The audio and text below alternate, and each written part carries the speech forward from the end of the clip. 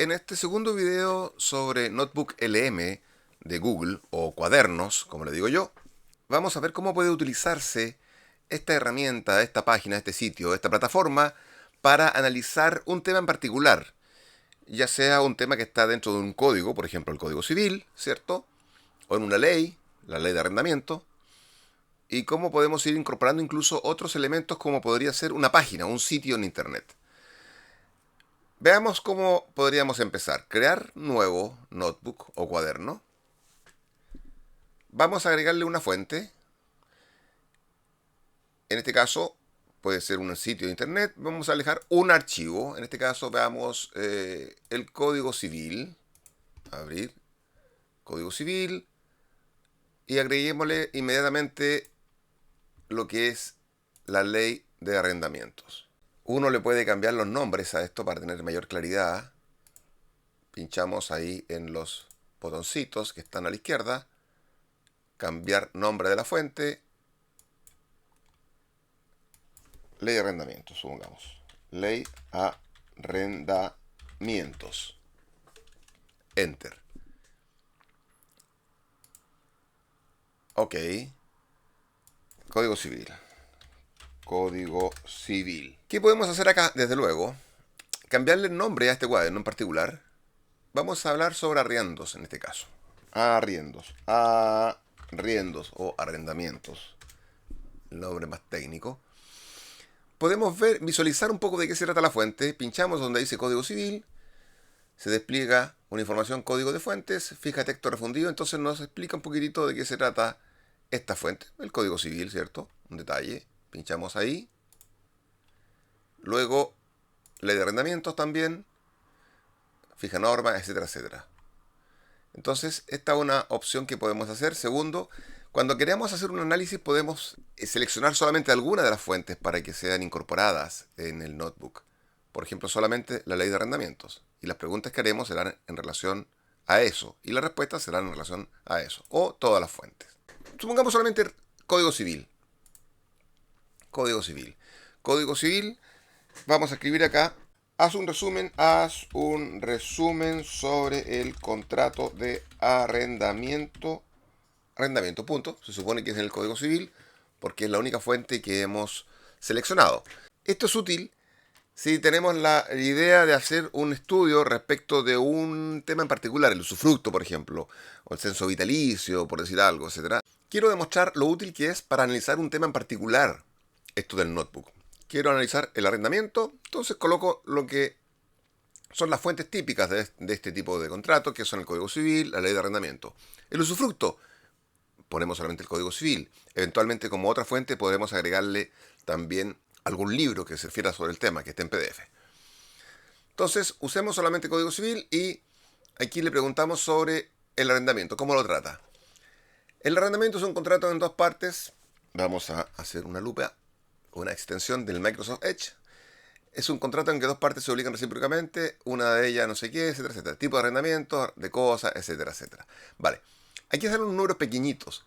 Si pasamos el mouse sobre esos números, aparece en qué parte se está mencionando esa información. Entonces, podemos pinchar también sobre el número, derechamente, y ubica en la fuente, en este caso el Código Civil, donde dice eso. El 1915. El arrendamiento es un contrato en que las dos partes se obligan recíprocamente. ¿Qué es lo que dice al principio acá arriba? ¿Se fijan? Es un contrato en que dos partes se obligan recíprocamente. De ahí saca la información. Más adelante, por ejemplo, dice usar la cosa según los términos o espíritu del contrato. Esto del espíritu. Pinchamos ahí. ¿Y dónde lo menciona? Aquí abajo. Podrá usar de acuerdo al espíritu del contrato. Ahí sale, del espíritu del contrato. Ahora hablemos sobre el procedimiento monitorio, que es un procedimiento nuevo en Chile. Incorporemos la ley de arrendamientos.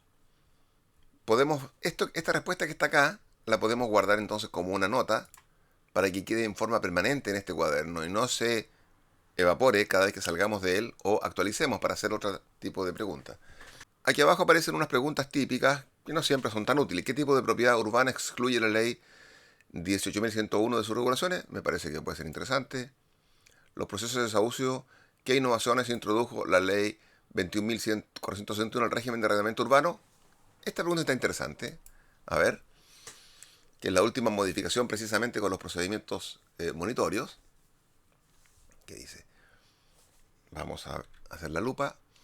La ley 21.461 introdujo varias modificaciones al régimen de arrendamiento urbano, principalmente en lo que respecta al procedimiento monitorio para el cobro de renta, etcétera, etcétera.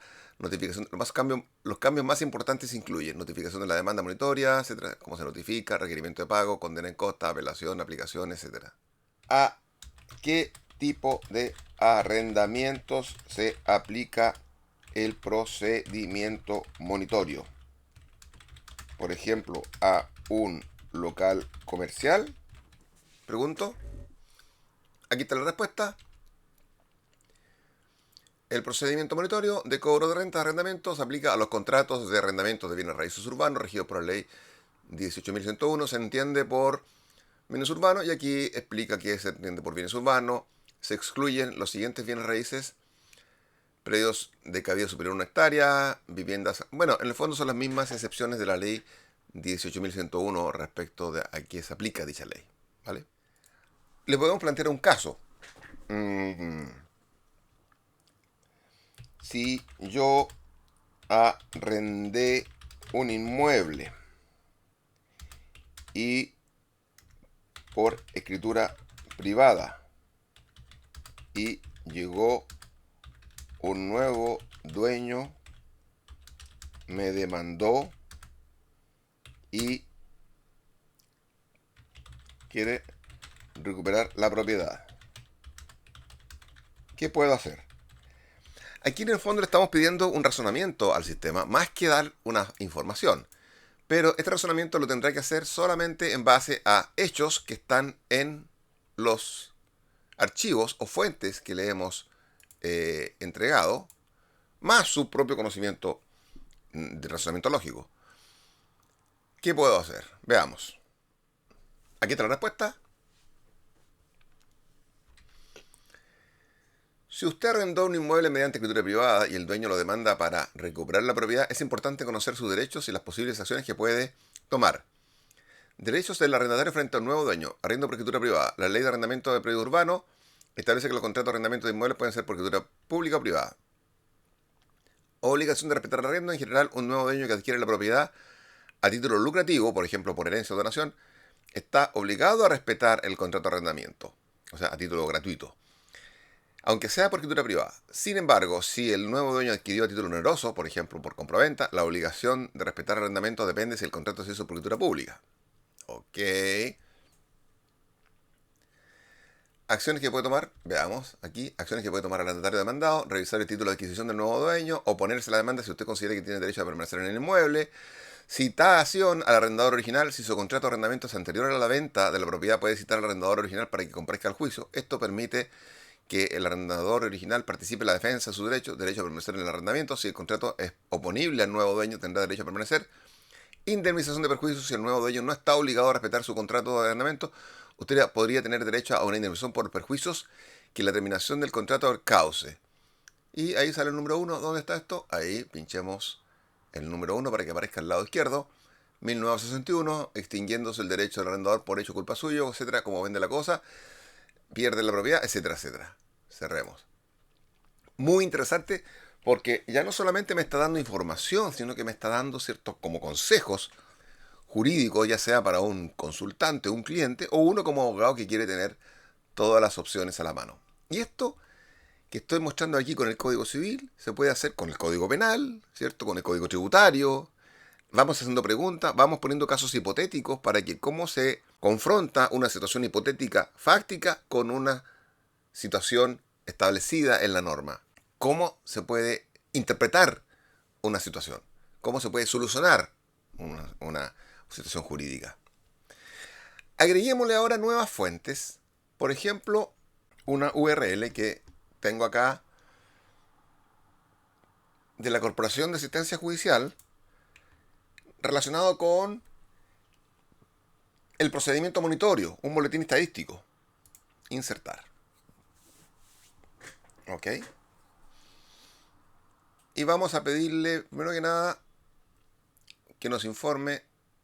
Vamos a deseleccionar las otras fuentes, dejar solamente esta. Ya, esta respuesta que está acá la podemos guardar como nota, como dijimos. Bueno, vamos a otra pregunta acá. Puntos principales de la URL o de la página, etcétera, o de la fuente, porque en este caso, como tenemos una sola fuente, si decimos de la fuente, será solamente la que está seleccionada en el lado izquierdo. La ley 21.461, conocida como Ley Devuélveme mi casa, introdujo modificaciones, etcétera, etcétera. Objetivo de la ley, procedimiento monitorio. ¿Qué más dice aquí abajo? La ley introduce códigos de materia en el sistema informático de tramitación civil para cobro de renta. Estamos hablando ya de dentro del sistema del Poder Judicial. Estadística de causas. Durante el periodo analizado se ingresaron un total de tantas causas relacionadas con la mayoría, con la ley, etcétera, etcétera. Tiempo promedio de tramitación. El tiempo promedio desde el ingreso de la demanda hasta la resolución que da curso a la demanda y requiere de pago es de 22 días corridos, y ahí está la fuente, etcétera, etcétera. Analiza perfectamente bien esto y lo podemos incorporar a nuestro análisis. Por ejemplo, acá estamos todos los archivos seleccionados. ¿Cuánto se podría demorar un juicio monitorio si pretendo demandar por rentas impagas? ¿Ok? Estamos consultando y aquí le estoy dando una fuente para que busque la información. Eso es lo interesante. No va a ser un invento, una alucinación del sistema. Aquí está la respuesta. Según la información de las fuentes y nuestra conversación anterior, un juicio monitorio por rentas impagas podría demorar lo siguiente: desde el ingreso a la demanda hasta la resolución que da curso a la demanda y requiere de pago, 22 días corridos. Ahí está la fuente. Esta resolución ordena notificar al deudor para que cumpla con la obligación de pago en el plazo de 10 días. Requerimiento de pago se entiende realizado el primer requerimiento al notificar la demanda y el segundo 5 días después de la notificación. Ya, bueno, aquí está poniendo los términos legales simplemente. Aquí tenemos otra información. Tiempo promedio hasta la resolución que ordena el lanzamiento en caso de no haber restitución voluntaria de la propiedad, ni cancelación de lo adeudado, ni oposición. El tiempo promedio transcurrido entre el ingreso de la causa y la resolución que ordena el lanzamiento es de 104 días corridos. Es decir, aquí me da toda una expectativa de lo que podría durar porque le incorporé la URL. Ahora seleccionemos solamente, por ejemplo, una nueva URL. Seleccionemos esta nueva URL como fuente y le preguntemos resumen de la fuente seleccionada. ¿Ok? Se puede preguntar de cualquier manera, no hay una forma sacramental de hacer la pregunta. Resúmenme la URL que acabo de agregar, etcétera, etcétera. Bueno, ¿qué dice? El documento proporcionado corresponde a un artículo de opinión sobre los procedimientos contemplados de la ley tanto que regula el arrendamiento del predio urbano. El autor, fulano de tal, analiza los aspectos procesales, procedimiento declarativo, entonces hace efectivamente un resumen de lo que ahí se conversa y uno le puede hacer preguntas a ese respecto. ¿Ok? Y podemos ir agregando, como ya he dicho en otras oportunidades, nuevas fuentes y preguntándole situaciones concretas o cómo analiza la ley, etcétera. Podemos agregarle fallos también aquí al lado izquierdo, sentencias, lo que se nos ocurra.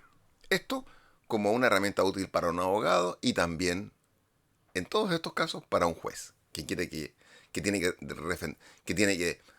que resolver un juicio donde y en ese caso no solamente le incorporará esta doctrina y jurisprudencia, sino que la fuente podrá ser el ebook completo de la causa. O los audios, cuando son juicios orales, de donde no todo queda reflejado, por ejemplo, las testimoniales, no todo queda reflejado en las actas. En ese caso, los audios los puede incorporar también acá. Se pueden subir MP3 o puede usar algunos servicios que existen en la web para hacer transcripción de audio que son muy fiables.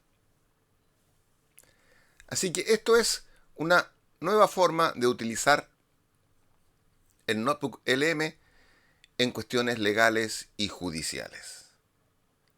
Próximamente, más sugerencias.